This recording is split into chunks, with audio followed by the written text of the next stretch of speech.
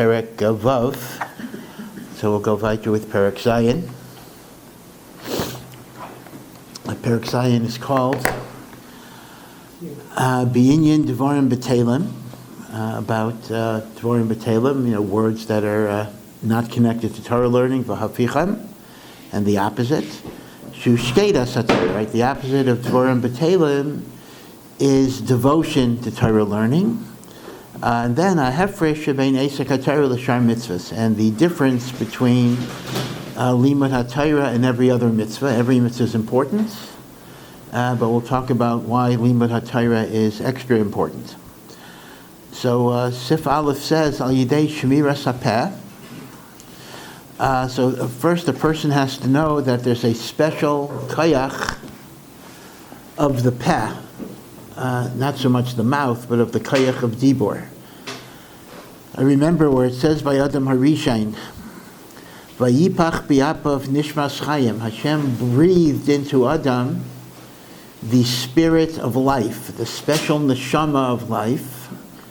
So the Targum Onkelos, which is very unusual because Targum Onkelos is almost always very literal. The Targum does not add midrashim or anything like that. But on the phrase Nishmas Chaim, the Targum Onkelos says, Ruach Memalala. The Nishmas Chaim is a spirit of Dibor. The Kayach HaDibor is what is miyached a person. Therefore, the Gemara says, he doesn't bring the Targum Onkelos, but the Gemara says that when you use your Kayach HaDibor in a right way, Mishtamer HaNefesh Mikol Chait. That is a protection from all sorts of Averos. In other words, there is a concept that if a person is Zohir, not to use his mouth for Lashon Hara, not to use his mouth for Sheker, to try to use his Kayach HaDibor only for words that are good, words of Torah, words of Chizuk, that has a secondary effect, that it protects a person from other chatoim, because you don't allow the Yetzer Hara to be nichnas into you.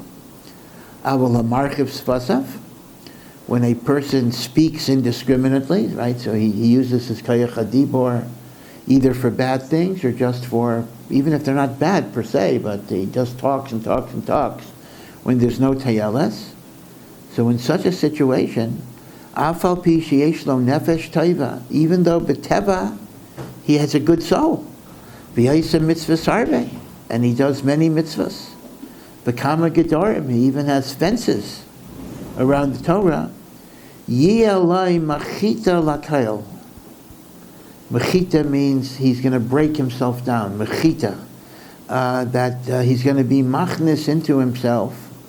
Yetzer Haras, al yedei piv, v'chol teshukasai l'dvar mitzvah mispatel al yedei zais.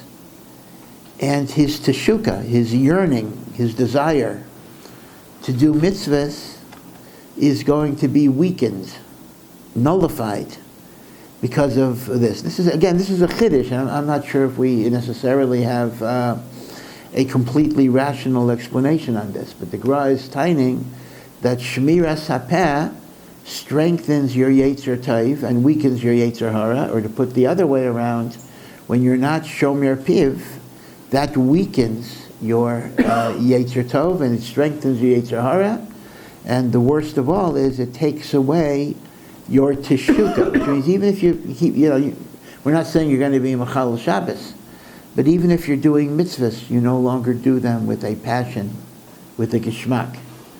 Like the piv, so to speak, is the entree point of the poisonous Yetzer Haras that take away a person's teshuka to serve HaKadosh Baruch Hu.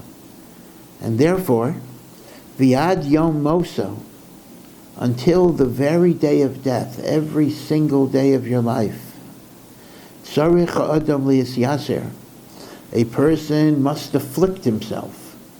But what does it mean, afflict? Yisurin, give yourself punishment. But what's the punishment? Lai b'tanesem v'sigufem.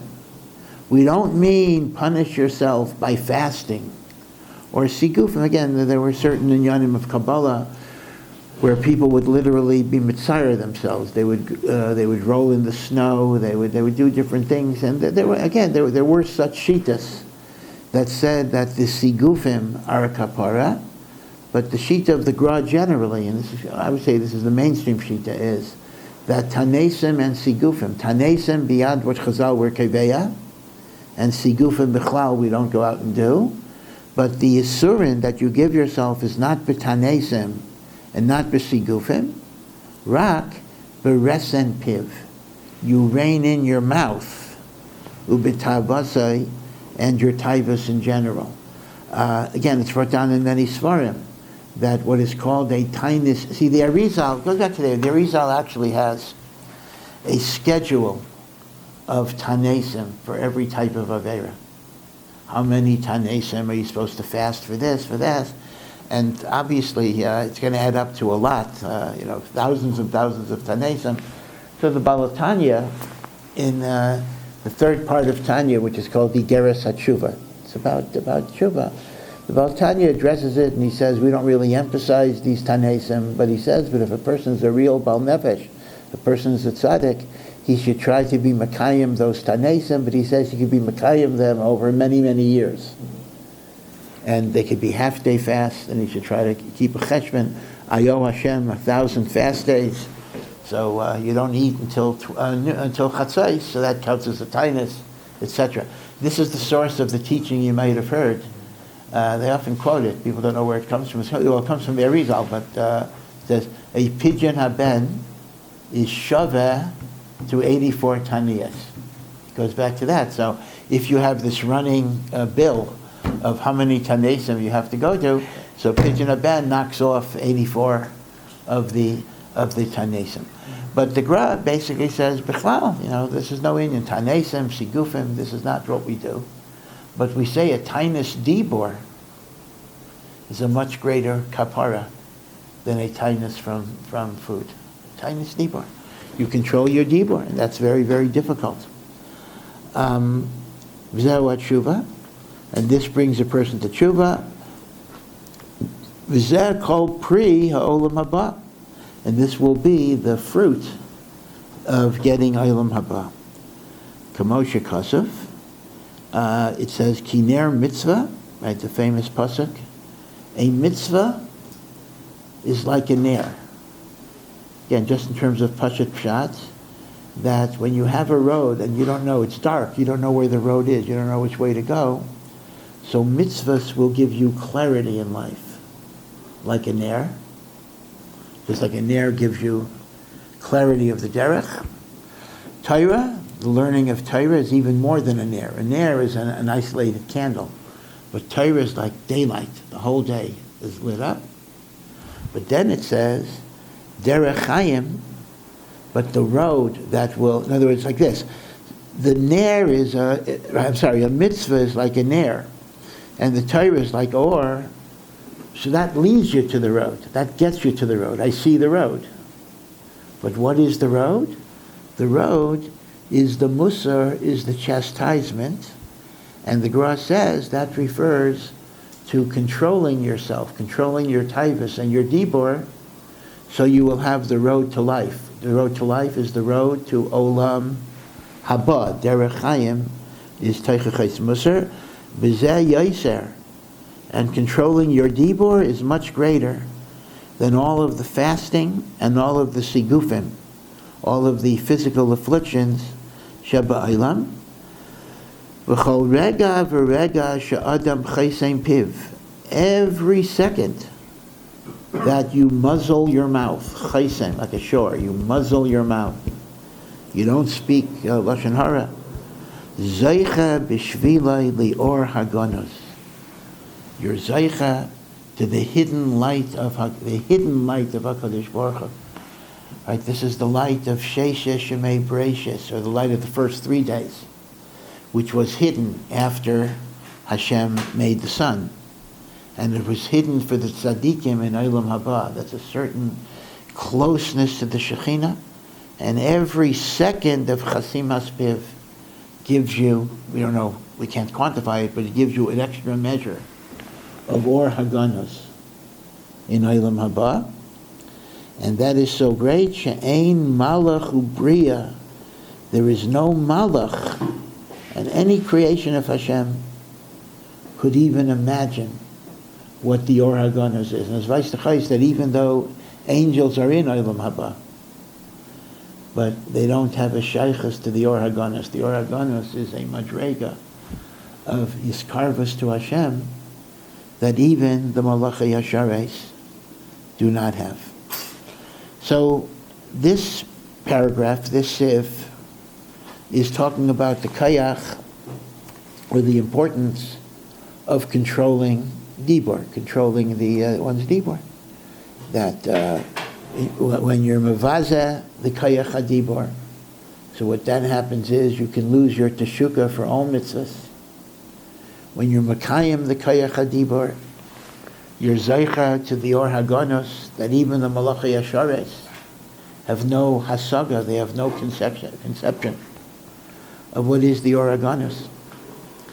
But it's interesting that they do tell a maisa like this. They tell a maisa that, when the Chafetz Chaim put out his Sefer Chafetz Chaim, the laws of Lashon Hara, and the Musar is Shmiras HaLashon, right? These are the two Svarim. Chafetz Chaim, which is why he was called Chafetz Chaim. Mio Isha Chafetz Chaim, David HaMelech says, who is the person who desires life? Nitzor l'shayncha meira, the person who guards his tongue from evil. So he called his book Chafetz Chaim.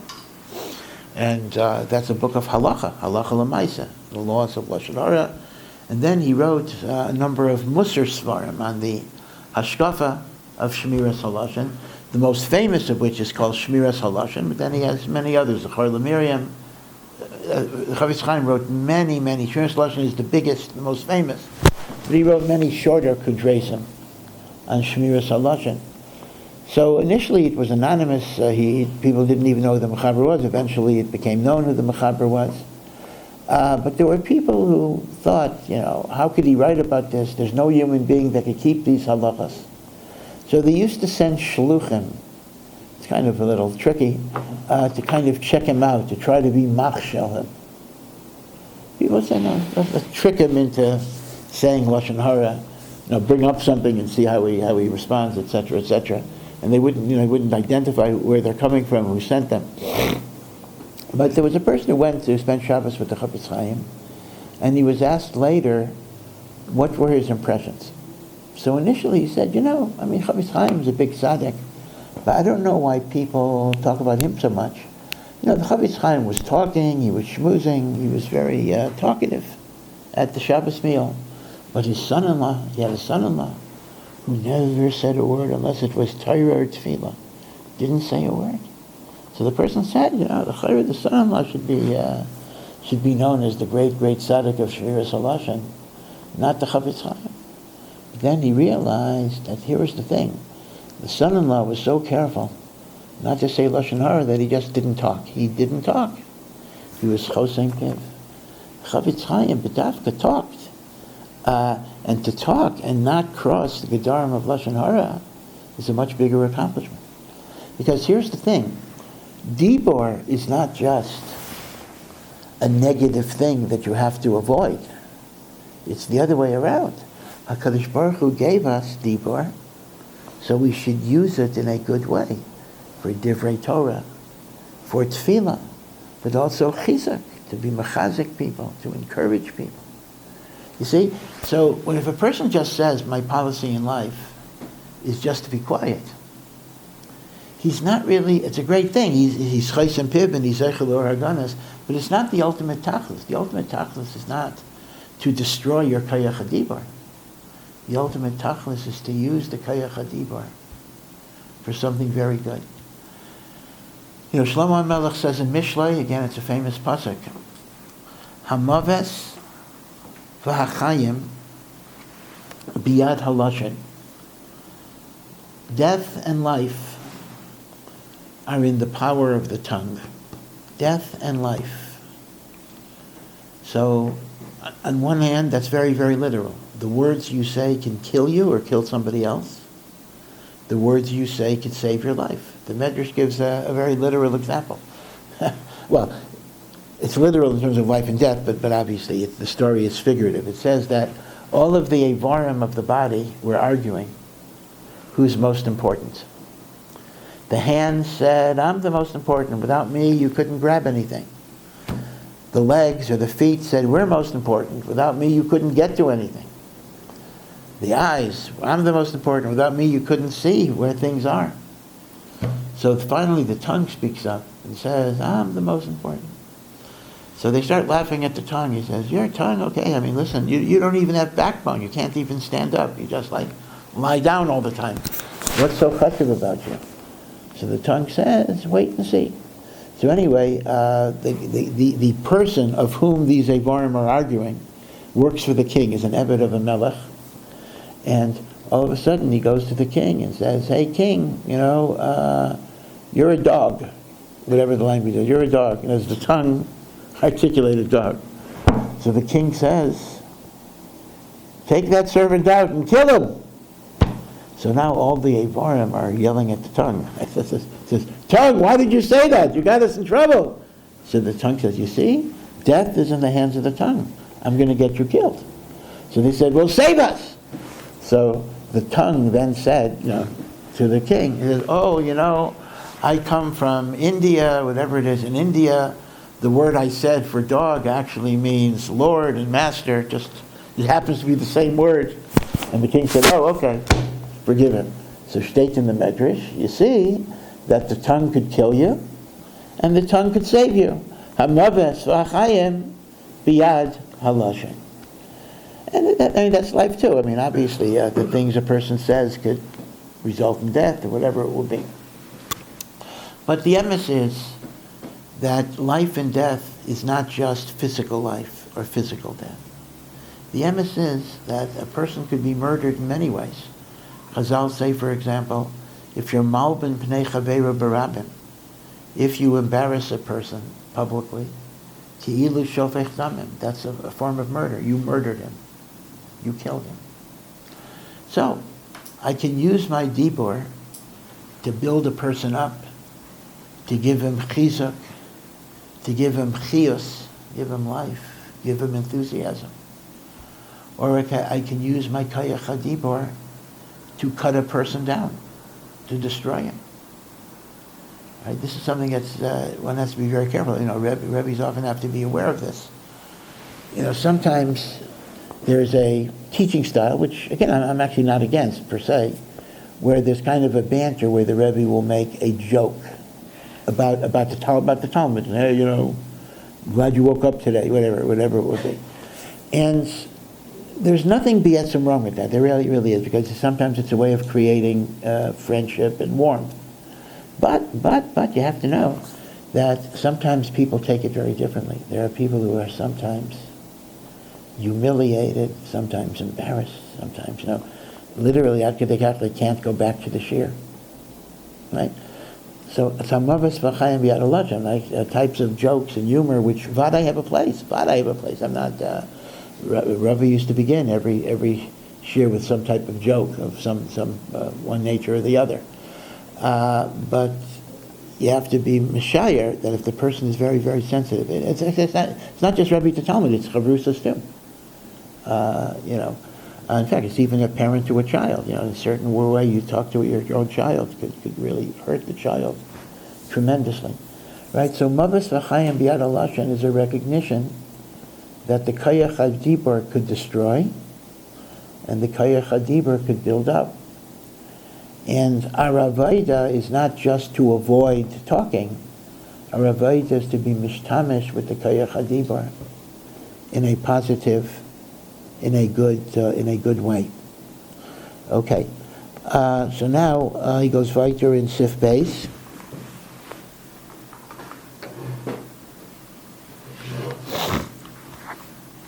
Kol ha'elam kulei, the entire world, tolei b'shnei devarim. In other words, there are two aspects in my avodah. One is asiyah, one is what I do. I put on tefillin, or asiyah also means what I don't do, or I do or I don't do certain things. Maiseh, and then there is dibur, right? Dibur. once again, positive and negative. Things I'm mechuyev to say, like Kriya Shema, and things I'm not allowed to say, like Dibor, right? So we have Asiya and Dibor. Omer v'yoseh. And this is really paralleled in the way HaKadosh Baruch Hu created the world. Kamosha Kasov, Vayomer Elokim Yehi Rakia, Vayas Elokim. Throughout the Brias HaOlam, we see HaKadosh Baruch Hu has Amira, he says, and Asiya, he does. Which means the fact that the mitzvahs are structured with Dibor and Asiya is because when we keep the Torah, we are keeping the world alive. Without the Torah, the world could not exist. So the same way when HaKadosh Baruch Hu created the world, he created the world with Amira and Asiya, so we are Mekayem the world with Amira and Asiya. V'chein b'kulam, v'chein b'Torah, v'chein hu b'yadam. What does that mean? Shemikol dibor shel adam notzar yitzira achas. Every dibor we make, we bring something new into existence. Just as every dibor of Hashem created something, every dibor of a ben Adam creates something. So if the dibor is a good dibor, we create a kayach of kedusha. If the dibor is a bad dibor, we create kaychais of tuma in the world. In other words, our kayach hadibor is a reflection of Hashem's kayach hadibor. Hashem's kayach hadibor brings things into existence. Our kayach hadibor brings things into existence. V'chein kol ma'isa adam. Similarly, my asiya creates kochos of kedusha or kaychais of tuma. So it's interesting that, in a sense, this paradigm seems to work only in positive action, meaning to say, I speak, I create something. I do, I create something. If I speak good words, I create kaychais of goodness. If I speak bad words, I create kaychais of tuma. Same thing with action. I do, I speak. However, in the previous sif, the Gemara was talking about the great maila of not speaking. Every second that you're chosein piv, right, you're zocha to the Ohr Hagonus, that even the Malachi Yasharis are not makir.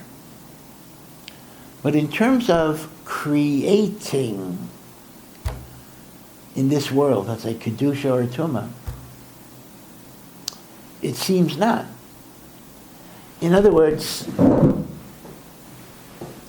the world, let's say the world has, I'm going to make up numbers, the numbers are just made up numbers. Let's say there's a million levels of kedusha and 900,000 levels of tuma. And it's 5:30 p.m. and I didn't say any lashon hara for this 5-minute period. I don't think that changes the numbers. The numbers are not affected. If I would say a divrei Torah, I would bring up the kedusha. If I would say lashon hara, I would bring in the tuma. I didn't say anything, so that preserves the status quo. You see what I'm saying? In other words, this idea that your dibur or your asiya creates something new is only if you speak or you do. If you don't speak and you don't do, so the preservation of those balances are equivalent. This actually reminds me, I'm going to digress a little bit, but it's an interesting ha'ara. This actually reminds me of a very interesting ha'ara of the Meshech Chachma. To answer a kasha that Taisus asks. The Gemara in Bracha says that when you are in front of a mace, when you're within 4 amos of a mace, you're not supposed to wear your tzitzis out, or wear tefillin, or even learn Torah within 4 amos of a mace. And the reason is because the pasuk says in Mishlei, Lo yeg larosh, he who makes fun of a poor person, cheref eiseyu, you are blaspheming his creator, meaning you're mavazeh Hashem. When you're mavazeh an ani, you're insulting God. That's what the pasuk says, and the Gemara's drasha is that when a person is dead, and the neshama is aware, and the neshama cannot do mitzvahs, ein l'charash yaiser mizah, there is no person as poor as one who is bereft of mitzvahs. So you're doing mitzvahs in front of the mace.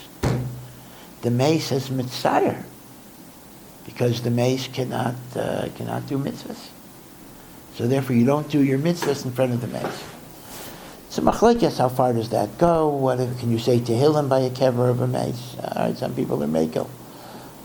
Okay. Now, the kasha is that the Gemara talks about kalayim, ken tachrichi hameis, be made from shatnez. Let's assume the only garments I have to put on a mace are wool and linen. Can I put tachrichem on a mace? So one side is I could, because once he's a mace, he's putter from mitzvah, so there's no avera. There's no avera in a dead body wearing shatnez. The other side is that since when techiyas hamesim comes, he'll be chayev in the mitzvahs then. So at the moment of techiyas hamesim, he's wearing shatnez. So I got to be chayshish that maybe techiyas hamesim will come before the garment decomposes. So the only problem the Gemara has is what's going to happen if there's techiyas hamesim. But be'etzem, there's no problem in putting shatnez on a mace. Right? The only problem is when he's alive, there's going to be an aveira then. So frekt Taisus Akasha, why isn't there a problem of layeg larash? I mean, the same way that I don't wear tefillin in front of a mace because I'm mocking the mace by telling him, you can't do this, and I could. When I put shatnez on a mace, I'm mocking him. I'm saying, yeah, you can wear shatnez. Why isn't there a problem of layeg larash? So the Meshech Chachma says a very, very nice teretz that fits with what the Gra is saying here. He says like this, he says, layeg larash is only shayach on a mitzvah saseh and not on a mitzvah shlei saseh. In other words, that's why all the cases of layeg larash is when I do mitzvah saseh in front of a mace. I put on tefillin, I wear tzitzis, I learn Torah. Because when you do mitzvahs, you add kedusha to the world. The world was holding at level 1, and now it's level 2, level 3, level 4, whatever it is, right? It goes up and up and up and up and up. And this mace is helpless. This mace cannot do anything. The mace cannot add kedusha to the world. So the mace feels deprived. The mace feels inferior. That's layeg larash. But, says the Meshech Chachma, by a loisasa, when I keep a loisasa, meaning I don't eat treif, I'm not adding anything to the world. I'm just not taking away. Meaning if I eat treif, I would be creating tumah. When I don't eat treif, I'm not adding anything, I'm just not taking away. Memela, if the mace is not mitzvah in shatnez, he's not taking anything away either. So the mace who wears shatnez is accomplishing the same thing as the guy who's alive who's not wearing shatnez. So why should the mace feel bad? The mace is not losing any opportunity. In Mitzvahs Saseh, he's losing the opportunity because he can't be Meisef Kedusha. But since keeping a Leisasa is not Meisef Kedusha, it's violating a Leisasa, takes away Kedusha. Memela, if I'm not Mitzvah, I'm not taking away Kedusha. You see? So it's exactly the point here, that the Yitzira of a Davar Chadash is only by Asiyah, it's not by a Leisasa. Yeah, so that's why, L'mashal, you went through the day and you didn't kill anybody. Right? I mean, listen, even on our lowest madrega, most of the Leisasas we were Makoyim. I mean, you didn't have Pigel today, you didn't have Neiser today, right? So Baruch Hashem, I was Makayim Pigel, Makayim Neiser. I didn't have Chazer today, yeah? But that doesn't elevate the world. If Chas v'Shalom, you were over on something, that's pay game. That's myrid the world. If you weren't over, so the world didn't become more makulkul because of you, but it didn't become more elevated either. And that's why. It's a horror for this now? Say again. Even if I had it's a horror for this. That is a good question. That is a good question. In other words, what I said is vadai the case on inyanim which you're not misabeh for, right? You didn't have a taiva for chazer, a taiva for pigel. It is interesting that some want to say that Lashon Hara might be very different. Right? Lashon Hara, even the Chasimas Piv is called Maisa. Because it's a big struggle. It's a big struggle. So B'chiyai Gavna, the struggle might be Gerech and the Maisa. So that might be, that might be true. It's Shaykh that might be true as well. Because there is another Chazal that says, Yashav Adam B'lay Avar Aveira, if a person sat and didn't do an Aveira, Maila Olav HaKosav Kilu was a mitzvah. It's like he did a mitzvah. That's a stira. We said that's not. The answer would be if it's Yitzro Toikvai, then it has the Maila of Asiyah Mamish. But I'll tell you, the Meshech Chachmas Teretz doesn't answer another problem. In other words, he's machalek between putting shatnez on a mace versus wearing tefillin in front of a mace. Asay versus leisasa. But what about tzitzis? The minhag is that mesim are buried in a talis. Men are buried in talesim. Now our minhag is that we passel the talis. We either cut off one of the tzitzis or round off one of the corners, because to show that he's patr min ha-mitzvahs. The chayra there, you do have a problem. Why isn't that? You see, I'm not allowed to wear my tzitzis out in front of a maze because leig l'rush. So when I cut his talis, that's a leig l'rush on the mitzvah of tzitzis, which is considered to be a positive mitzvah. So there it is taka akasha of leig l'rush, which is actually why, famous stories, there were certain gedalim, even though the minhag is we passel the talis, they left it sava that they should be buried in a kosher talis. The two famous cases, there must be more cases. One is the Vilna Gaon, the Gra, and the other was someone around the same time as the Gra, a very big tzaddik, the Yesod V'Sherish HaAveder of L'chzander Ziskin of Hiradna, who was a tzaddik, tremendous tzaddik, and he wrote a Musar Sefer of his Eirus called Yesod V'Sherish HaAveder. I don't know if you've heard of the Sefer. It's interesting. It's never been translated into English, as far as I know. Although you never know. Sometimes you'd be surprised. We're used to all these new translations. Sometimes something was translated like 100 years ago that people forgot about. But as far as I know, I'm not aware of a translation of the Yesod V'Sherish HaAveder. But they lived around the same time. In fact, they knew. I think they knew each other even. But I'll tell you the two stories, because they're two different stories, but they're similar and also a little different. The Gra, who was Nifter Cholamayid Sukkos, left a tzava that he be buried in a kosher talis. That they don't do anything but talis. And he instructed this to one of his Talmidim who was Mishameshim towards the end of the Gra's life. The Talmud's name was Rav Sadja. Talmud of the Gra. And Rav Sadja was normally in Vilna with the Gra like 24/7, but it was Sukkot time, so he wanted to visit his parents. Now there were other people there, so he wanted to visit his parents. So Punti visits his parents.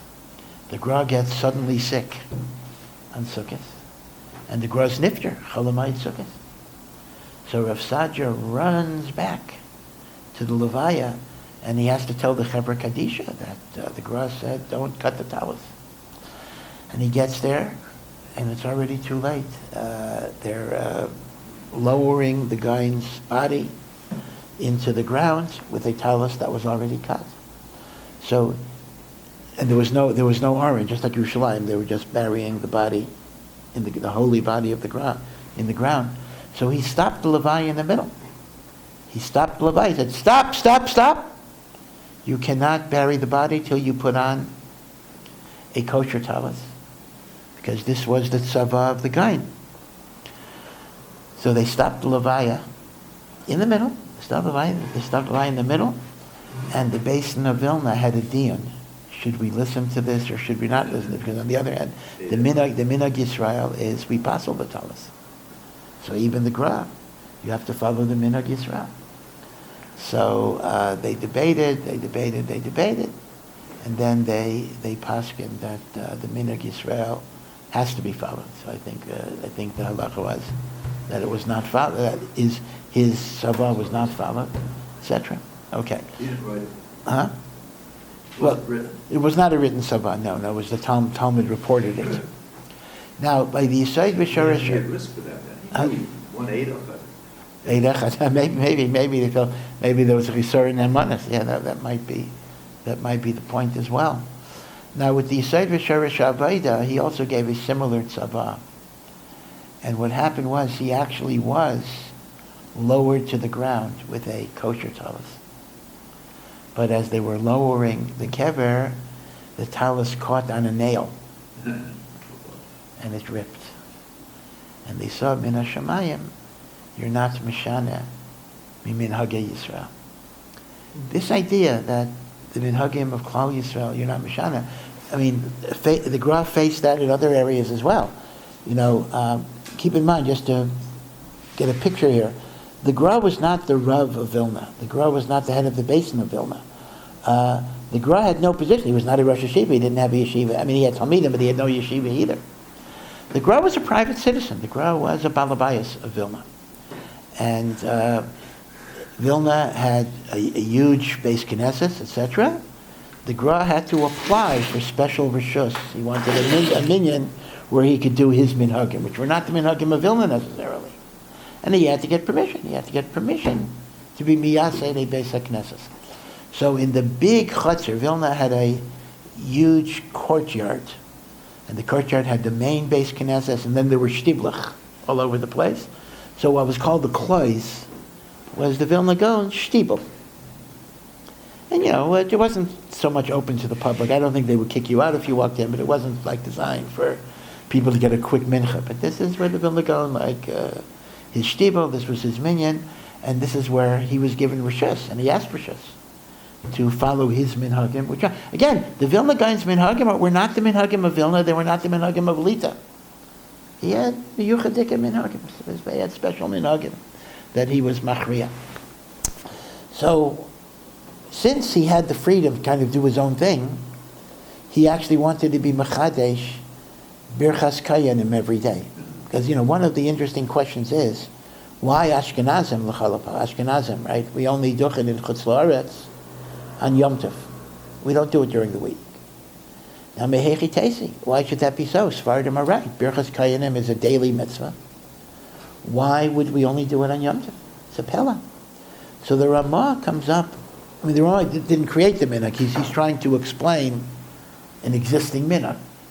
And he comes up with a strange reason. He says, Birchas Kayanim requires that the Kayin be besimcha. The Kayin be besimcha. Taiv leiv hu yivarech. Only a person with a good heart can give a bracha. And in Chutz La'aretz, people are not besimcha except on Yom Tov. And Mela, Kohanim don't give a bracha because they're not besimcha. Svardim are besimcha all the time. Actually, Rabbi Mark Angel, I know, is a kind of a modern Orthodox Sephardic rabbi in New York, actually wrote about this. He wrote about the Sephardic temperament versus the Ashkenazic. He says, Ashkenazim, Poland, Russia, cold countries, winter countries, it's always raining, so they develop a sour disposition. He says, Sephardim, Mediterranean people, he says they're more, they're happier. Okay, whatever, he had a whole sheet. Okay, but maybe it's borne out by the Ramah. The Ramah says Ashkenazim are unhappy except on Yom Tov. But the emphasis, it's a schwer reason, right? I mean, because that's so subjective. I mean, listen, there are some Kohanim who are going to be in bad moods even on Yom Tov. And some Kohanim are going to be happy even during the week. I mean, to be mavatal a mitzvah de'araisa because of the subjective mood a person is in is very, very schwer. Because of this, the Gra was machriya that we should duchen every day. Ashkenazim should duchen every day. And he was going to be miyased. That was not the minhag of Vilna, of course, but in his clothes, he was going to be miyased, birkas kayanim, every day. And every time, I think he wanted to do it twice, and every time, like the night before, there was a big fire that closed down the clothes for a few days, or whatever it would be. And the Gra said it was a siman min hashamayim, that HaKadosh Baruch Hu did not feel that the Chutz La'aretz was kedai, or worthy of that inyan. But the Talmidei Agra who came to Eretz Yisrael were miyasid duchening. That's why Ashkenazim duchen every day here in Yerushalayim, because the Talmidei Agra said they'll try to be Mekayim, the tzavah of their Rebbe in Eretz Yisrael proper, and since Sephardim were doing it anyway here, so it was not so hard for them to do it, because they were not changing. Because until the Talmidei Agra, the Yeshiva was primarily Sephardim. So if they're coming and they're doing a new thing, but that's consistent with the existing minhag hamakam, there was not a problem. That's why in the Galil, up north, Tzfas, Tveria, they actually don't duchen every day, unless they're immigrants from Yerushalayim. They only duchen, well, it's a Monday, they duchen on Shabbos. That's a strange thing. But that's because the Yeshiva up north was started by Talmidim of the Baal Shem Tov. The Yeshiva of Yerushalayim were the Talmidim of the Gra. So Mela, the Baal Shem Tov was never machriya to duchen every day. So that's why the minhag became a different type of minhag. How did I get onto this? About the talis. Yeah. So I was just mentioning that the same way when the Gra tried to be Meshana, the minhag of Birchas Kayanim, Min HaShemayim, they were ma'akev, so we find a similar ikav when he wanted to be Mishana, the minhag of talis. But nevertheless, Itaka is a difficult kasha. Why isn't the Krisas HaKanaf, why isn't that a Laig L'Rash? The Meshech Chachmas Teretz for Shatness in Tachrichim is not going to work for talis. Okay, yeah. Did the Baal Shem Tov how like the Ramah, the extension of the Ramah, that also on Shabbos Shiur b'simcha, and maybe that's why. It's hard to know. The Baal Shem Tov did not duchen on Shabbos in Poland either. In Poland, they only did it on Yom Tov. Mm-hmm. But apparently, it was Sephardic pressure, meaning to say the Sephardim, when the Ashkenazim came to Tzvat, mm-hmm. the Sephardim said, "What type of chutzpah do you have not to do Birchas Kohanim?" Mm-hmm. So they came to a peshara that way. This is a shadow, by the way, we face in Ohr Somayach. In other words, when we like Jayali, or I imagine even the Beis Medrash, I don't know what you do. The Beis Medrash goes to Tzfat sometimes, right? When you go there, you duchen in Shachris, let's say, Musaf, anyway. I remember we were doing Tveria one time, there was a whole shadow, because they wanted some guys wanted to do it. Yeah, so that's a big shadow. The big shadow would be that the official minhag in the Galil is to only duchen Musaf of Shabbos, not during the week and not even Shachris of Shabbos. But I know many times Ohr Somayach, if they have their own minyan and they're not in a shul, they'll do their minhag. It's not so pashut if that's the proper thing, but they're samich on it, yeah. Do we know who started the minhag not to duchen? We don't, but it's recorded very early. Again, I want to point out the Ramah, people misquote. The Ramah was not machadesh, a shita of not duchening.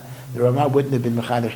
So it goes back, we know it at least from the time of the Maharil. Maharil was the Miyasid of the Minhagim of Ashkenaz. And the Maharil was like the 1200s. So I don't know if we could trace it back further than that. How would he be able to mevatel? Well, I'll tell you the truth. He couldn't be mevatel it either. In other words, every makor we have is recording that was the minhag. In other words, nobody said, "Oh, the minhag was that you duchen and I'm masak and you don't duchen." So it's mysterious. If you ask where did it go back, now some give a totally different makor, and this is also shver. They say that the makor had nothing to do with simcha. That's not going to be a basis to be mevatel a mitzvah. But there used to be a minhag that kohanim would go to the mikveh before they would duchen. They treated birkas kohanim like an avoda in the mikdash. And in many places, different times of year, there literally was not a mikveh, a kosher mikveh of water that they could use. Now that's only in some places, obviously. How do they keep Taras and Mishpachim? I don't know. But so the minhag started not to go to the not to duchen also chisaron of tevila. But I'll see. I don't know if we can trace the earliest makor, but I'll see if I can find what the earliest makor was.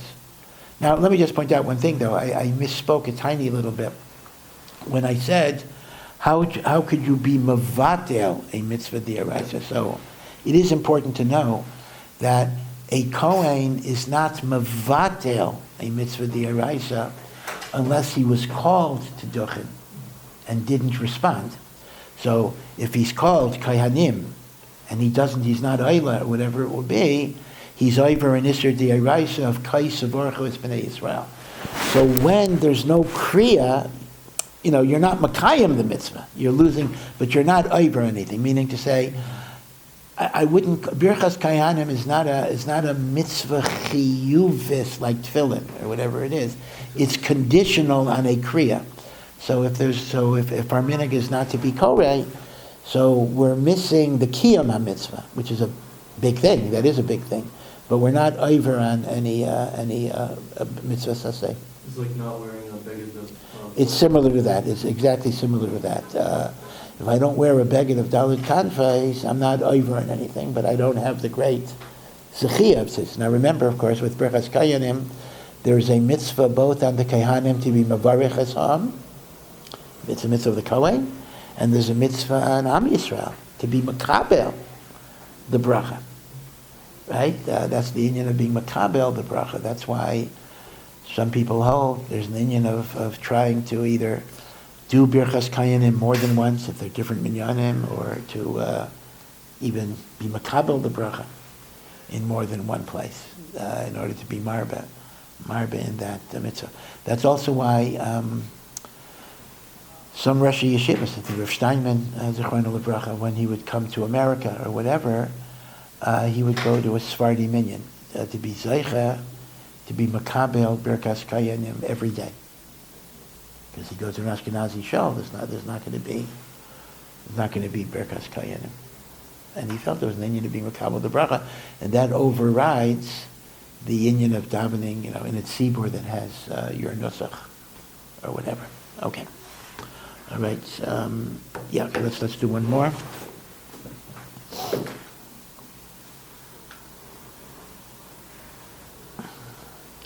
And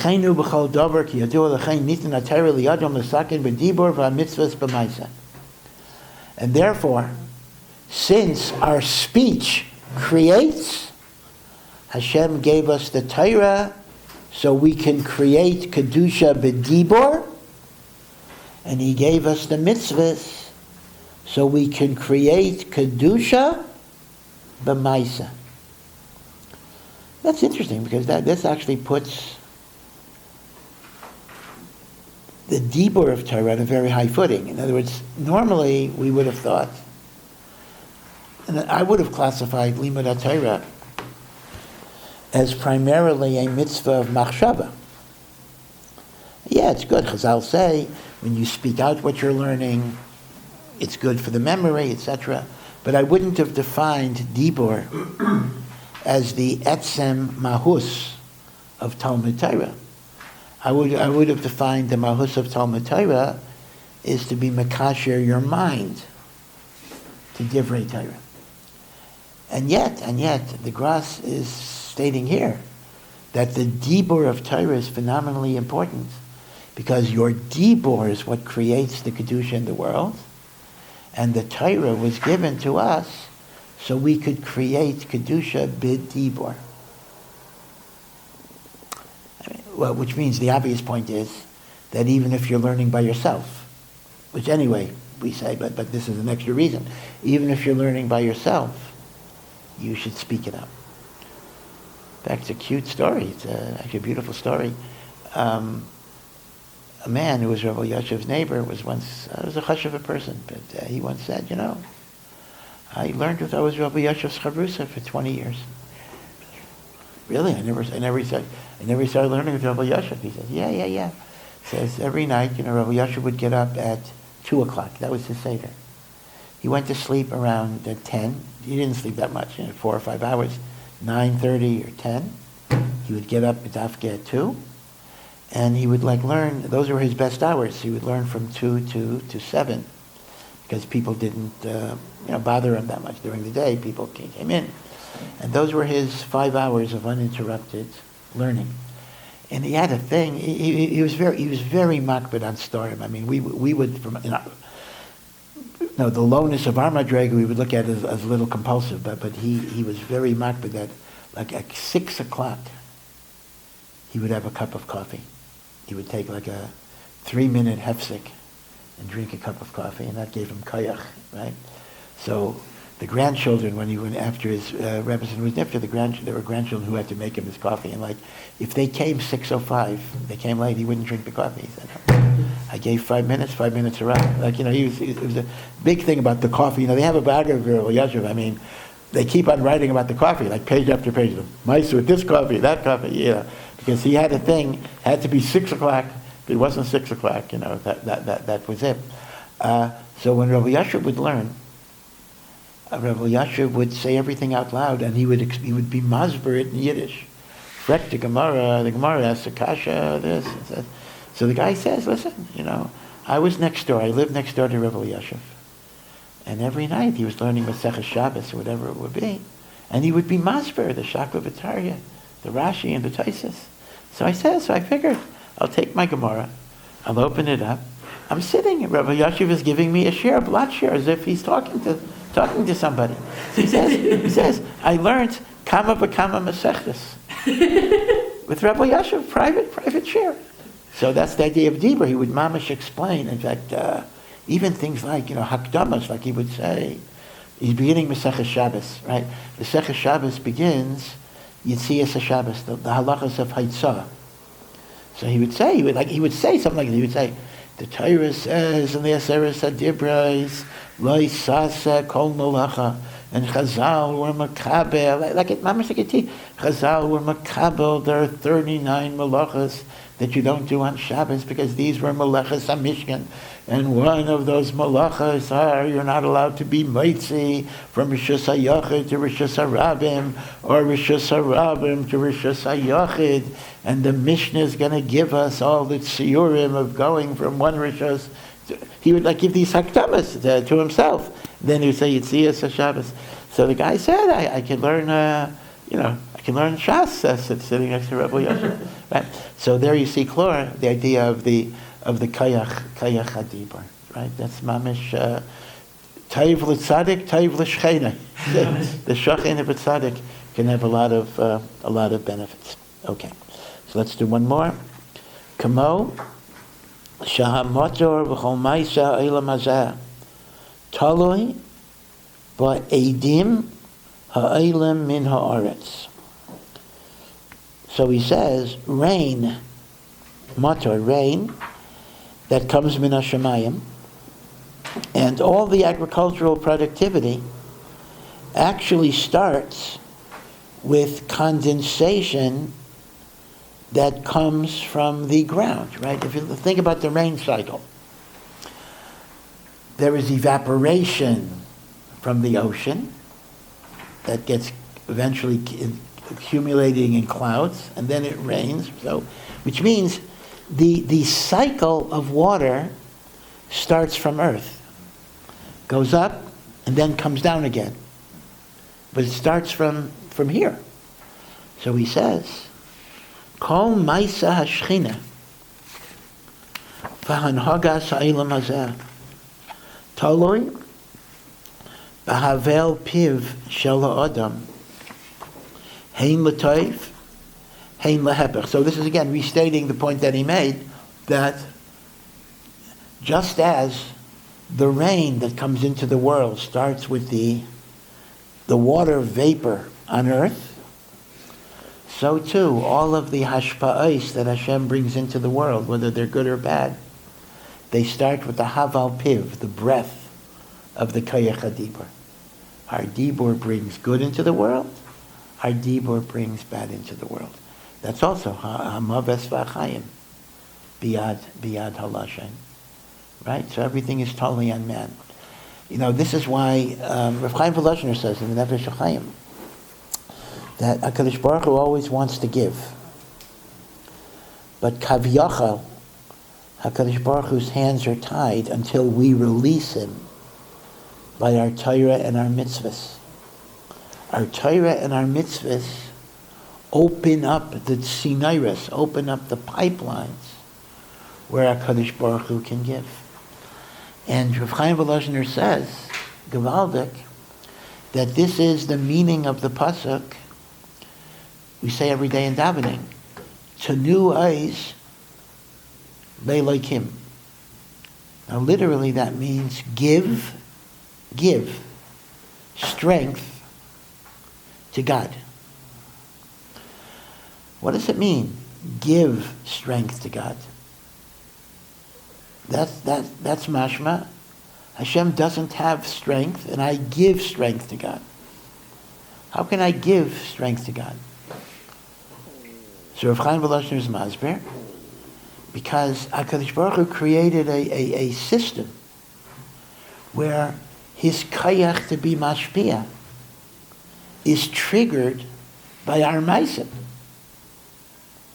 So when our maisim are not roy l'kach, Hashem is blocked, kaviyachal. So I give kayach to Hashem to be mashpia by my maisim. Right? That's through Eish Leilakim. That's what the Gemara is saying. It's like the water cycle. The water cycle, which is the water min hashamayim, is maschil from the evaporation that takes place on earth. So the hevel piv is koveya the hashpa'ot that come down min hashamayim. Okay, so that's the shtims with what Rav Chaim Volozhiner says on Tnu Eish Leilakim. Okay. We'll stop here. Okay. We're good. Good Shabbos. Good Erev Shabbos.